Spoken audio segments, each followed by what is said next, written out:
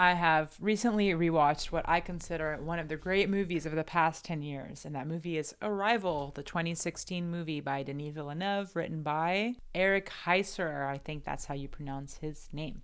This movie is so phenomenally original in both its storytelling and its visuals. It's profound, it's unique, it's delicate, it's sensitive.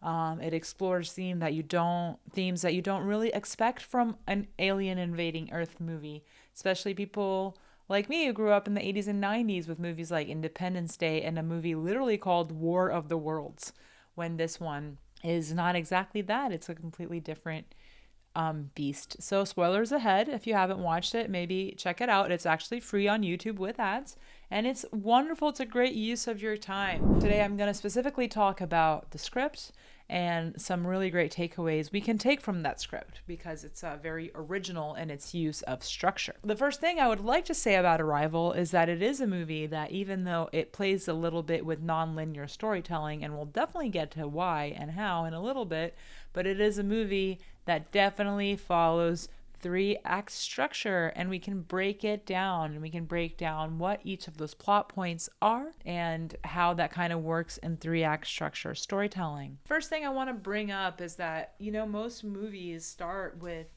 the introduction of our character in their status quo before the inciting incident. And that is a little bit of what happens here. Because what happens in this movie is that the aliens arrive really right off the bat, almost like before we get to meet Amy Adams in any way.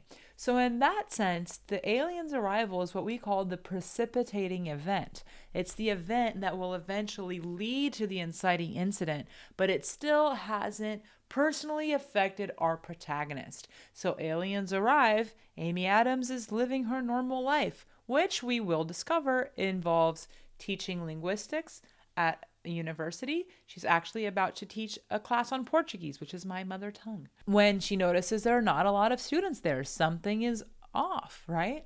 And then we discover what happened. But the inciting incident of the movie happens when the army comes to Amy Adams and asks for her help and recruits her in trying to understand what the aliens are saying. You can understand Farsi, therefore you can understand alien, which is their logic, right? But I guess it works, right? So we go with her to Montana. That is not yet the first act turning point of the movie, even though we have established kind of what she's doing and why. She doesn't fully commit to the journey until she is on the platform and she goes inside the spaceship.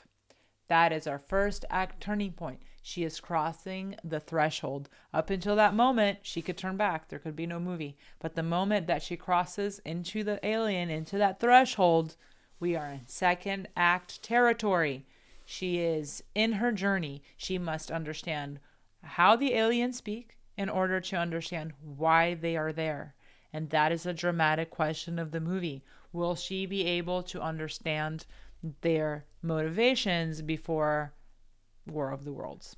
Okay? And that is not going to be answered until the very end of the movie. So once she's in there, we are in second act territory, and then we have almost a little bit of fun and games, right? She fails horribly her first mission. She kind of panics, but she goes back, right? And slowly she starts making these breakthroughs and slowly understanding how they communicate, right? Albert and Costello. Oh my gosh, I love that movie.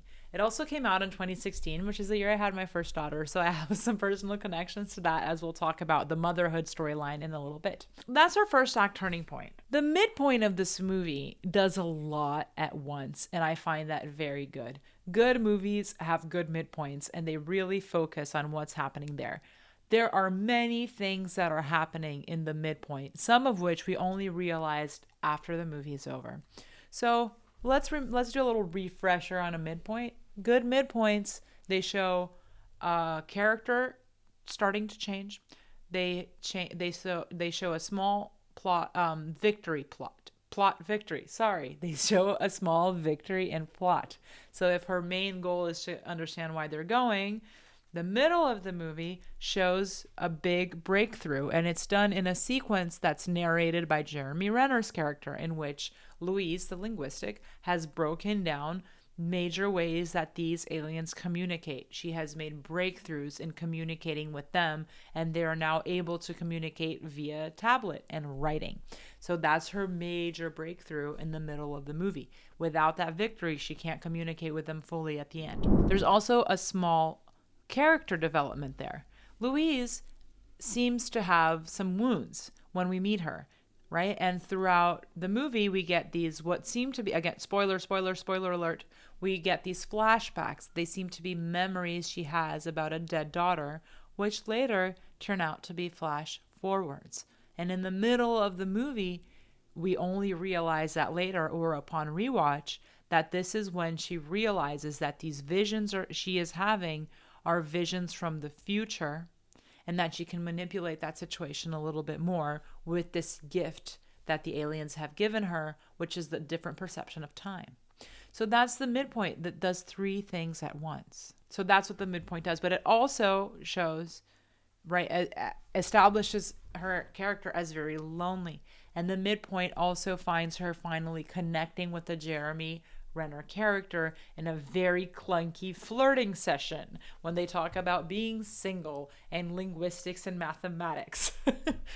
But it is the first time she truly connects with anyone in the movie. She has been completely lonely so far, and she connects with him for the first time in that moment, in the midpoint. So she realizes that the visions are visions of the future. She connects with her colleague, and she makes breakthrough in communications with the aliens. And all that happens in the middle of the movie. So it completely changes the landscape for the second half of the second act. The division between Act 2 and Act 3 is kind of played out in a little bit of a extended, delayed way. In many movies, you have a major setback that immediately follows the beginning of Act 3. And this movie kind of extends that. We have a little bit of a dark night of the soul. So the end of the second act finds the Chinese government wanting to declare war against the aliens. They kind of lost their patience.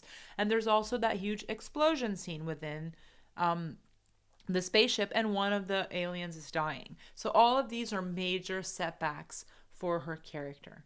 And then things happen, and then she decides to board on the spaceship on her own after it has kind of elevated and gone a little bit further away from Earth in order to complete her mission, which is to understand their motivation. And that's the whole climactic sequence. That dramatic question is answered in the sequence in which she understands that the past is the future is the past, and that she can talk to the Chinese prime minister and avoid the war and realize that they were there to give her a lesson, the lesson about time, right? And that's the big lesson she learns from this movie. And that is something that I think this movie does so beautifully, is that it connects the structure of the movie with the theme of the movie, because the movie is exploring this idea of time, that time is not linear. Time is a circle. What time is a flat circle, as True Detective famously or infamously established, right? But not only that, she is able to understand that they have given her this gift of understanding time as a non-linear thing, as something that doesn't happen from here to here, but everything, everywhere, all at once, right? So we understand that she's not having visions of her dead daughter who died in the past. She realizes that she will have a daughter, and that daughter will die before her time, and she decides to have that daughter anyway. And I think that's so beautiful. I want to cry. It's so beautiful how the structure of this movie is related to the theme, because the movie it shows us flashbacks that are actually flash forwards. And for her, the past is actually the future, and everything is happening right now. And she is able to have the aliens leave after have given her this gift without causing the War of the Worlds. Anyway, I hope you enjoyed this breakdown. If there's anything else you would like to add about this movie, feel free to add it here in the comments. If there are other movies you would like to break down, please suggest them to me. And thank you so much for your time. Until next time, bye.